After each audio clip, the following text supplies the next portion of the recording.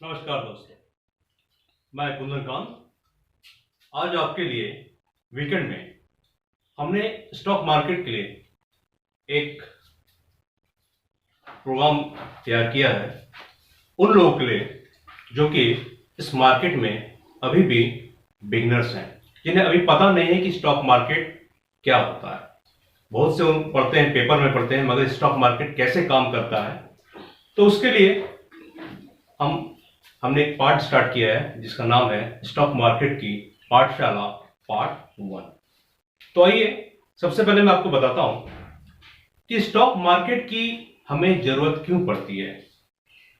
कि जो बाजार चलता है, निफ्टी, सेंसेक्स, ये सब में हमें क्या होता है, तो उसके बारे में आपको मैं आज बताता हूं। तो देखिए, कोई भी चीज जो स्टॉक मार्केट की जो भी रिलेटेड है वो बिजनेस से ही रिलेटेड होती है। तो सिंपल सा मानिए कि अगर आपको बिजनेस करना है, आपके पास 5 से 10 लाख रुपए हैं, तो आप मिड फैमिली से बिलोंग करते हैं, तो आप 5 से 10 लाख रुपए में कोई बिजनेस स्टार्ट करते हैं एज ए प्रोप्राइटरशिप में।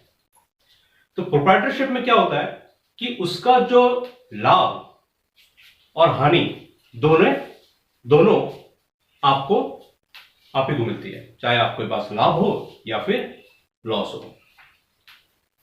तो प्राइवेट प्रोप्राइटरशिप में जो काम होता है वो लिमिटेड तरीके से होता है, मगर अगर हमें अपने काम को कुछ बढ़ाना है, मुझे लगा कि मेरे पास एक बिजनेस मॉड्यूल है, मैं पूरे झारखंड में इसको हर डिस्ट्रिक्ट में फैलाना चाहता हूं, तो क्या करना होगा कि अगर प्रोप्राइटरशिप बिजनेस है तो मैं उसको पूरे डिस्ट्रिक्ट में नहीं फैला सकता हूं। तो उसके लिए क्या करना होगा, मुझे एक प्राइवेट लिमिटेड कंपनी बनानी होगी। प्राइवेट लिमिटेड कंपनी जो होती है वो 2 लोगों से आपकी बन सकती है,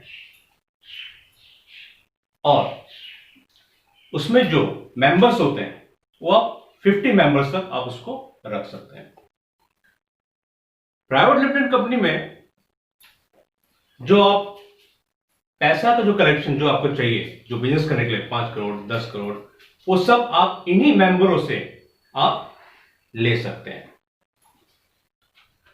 और साथ साथ में बैंक्स जो होंगे, प्राइवेट लिमिटेड बैंक्स, जो भी बैंक्स हैं, उससे आप, तो प्राइवेट लिमिटेड कंपनी को अगर कुछ लोन चाहिए तो वो बैंक से भी ले सकते हैं, क्योंकि बैंक्स प्राइवेट लिमिटेड कंपनी को प्रेफर करती है। तो एज ए प्रोप्राइटरशिप अगर आपको पैसे चाहिए तो बैंक्स आपको लिमिटेड पैसा ही प्रोवाइड कर पाएगा, मगर अगर आप प्राइवेट लिमिटेड बैंक्स में से रिक्वेस्ट करके अगर अपना प्रपोजल देते हैं तो आपको 1-2 करोड़ से 5 करोड़ 10-50 करोड़ तक आप फाइनेंस ले सकते हैं।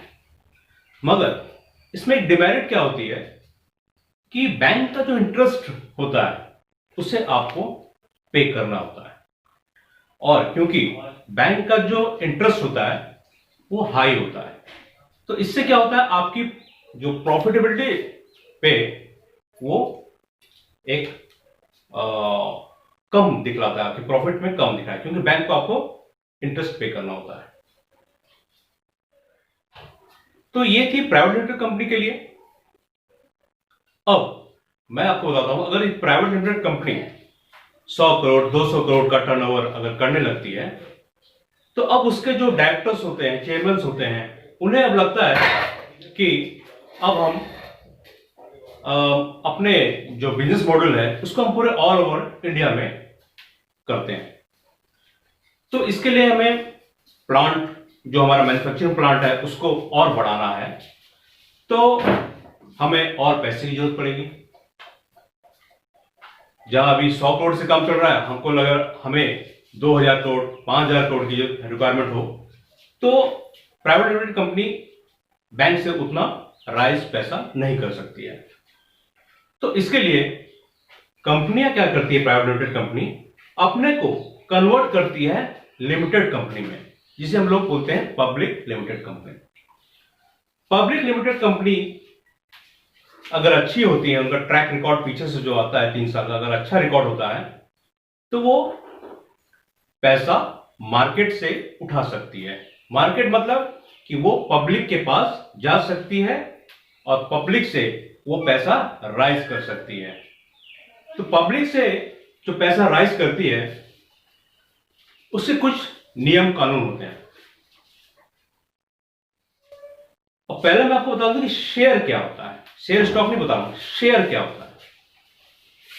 किसी भी कंपनी की जो टोटल पूंजी होती है उसको जब हम लोग, मान लीजिए किसी कंपनी का फॉर एग्जांपल 1 लाख पूंजी है टोटल उसकी, तो हम उसका जो शेयर हो, एक शेयर का जो फेस वैल्यू होता है वो 10 रुपए होता है।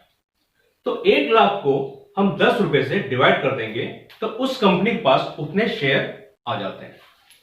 ठीक है। तो उसी तरह जब पब्लिक लिमिटेड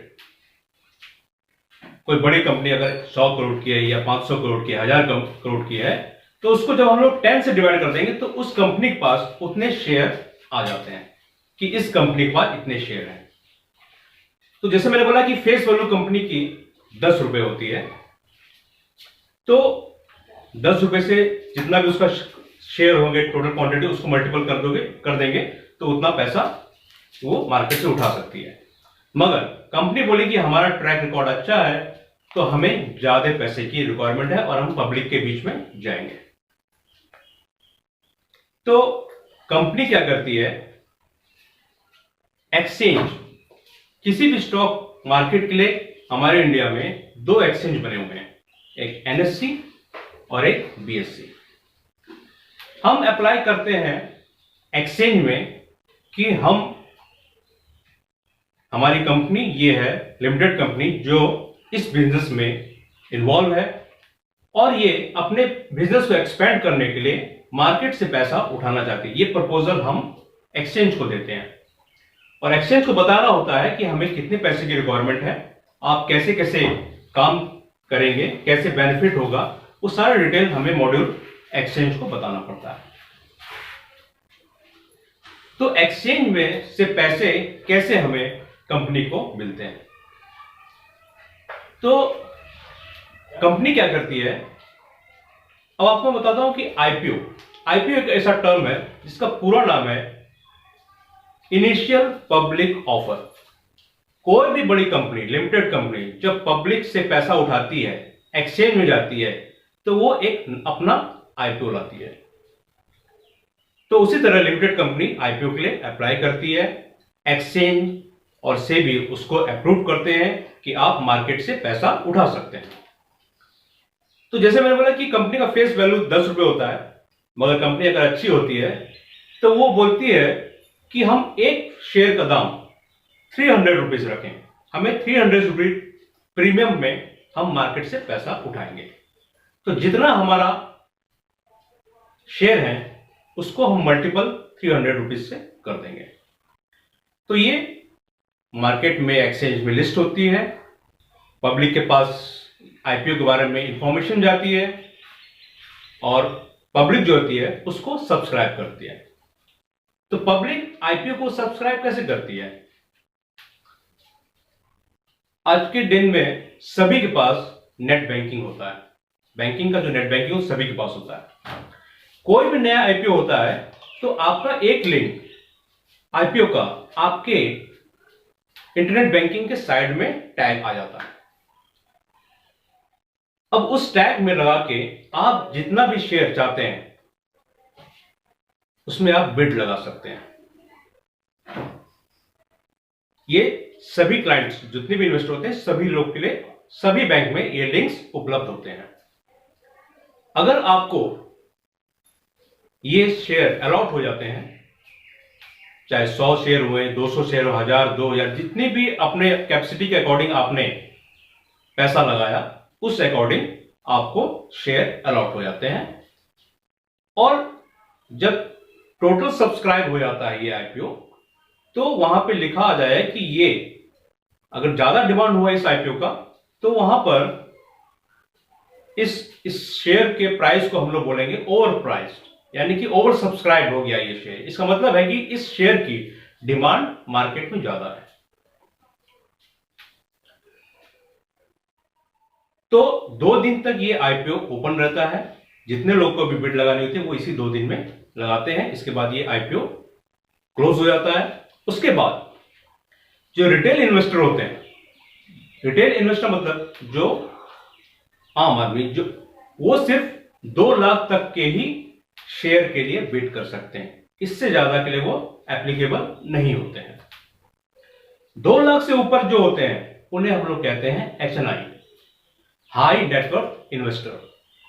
और इससे ऊपर जो होते हैं वो जिनको बोलते हैं डोमेस्टिक इन्वेस्टर, जो होते हैं म्यूचुअल फंड, गवर्नमेंट सेक्टर और एफआई, इनके लिए ओपन रहती है। वो जितना भी चाहे पैसा इस कंपनी में लगा सकते हैं।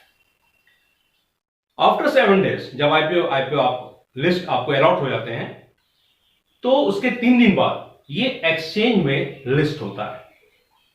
एक्सचेंज मैंने आपको बताया था, एक्सचेंज 2 होते हैं इंडिया में, एक एनएससी नेशनल स्टॉक एक्सचेंज और एक सेंसेक्स। 3 दिन बाद जब ये स्टॉक एक्सचेंज में लिस्ट होते हैं, तो जैसे मैंने बताया कि आपको भाव था, आपका जो इश्यू प्राइस था वो था 300 रुपए। अगर अच्छा मार्केट रहा, क्योंकि ओवर प्राइस हो गया, ओवर वैल्यू सब्सक्राइब हो गया, तो हो सकता है ये मार्केट जो लिस्टिंग के दिन आपको काफी ऊपर लिस्ट हो जाए। हो सकता है 500 में लिस्ट हो जाए, 600 में लिस्ट हो जाए। तो आपको 7 डेज में ही 30 से 60% का रिटर्न उसी दिन आपको मिल जाता है। आप चाहे तो बेच के निकल भी सकते हैं। तो ये था कि मार्केट में कोई भी स्टॉक कैसे लिस्ट होता है। तो आज के लिए मेरे ख्याल से इतना काफी है। नेक्स्ट पार्ट हम लोग बनाएंगे स्टॉक मार्केट की पाठशाला का पार्ट 2 नेक्स्ट वीकेंड, जिसमें हम आपको और भी कुछ जानकारियां देंगे। अगर आपको कोई भी क्वेरीज हो तो नीचे जो चल रहे हैं हमारे व्हाट्सएप नंबर या फिर ईमेल नंबर पे आप मुझे कॉन्टेक्ट कर सकते हैं अगर आपको कोई भी डाउट हो। तो नेक्स्ट पाठशाला के लिए हम लोग फिर मिलते हैं अगले सप्ताह। तब तक के लिए कुंदन कांत को इजाजत दीजिए। धन्यवाद।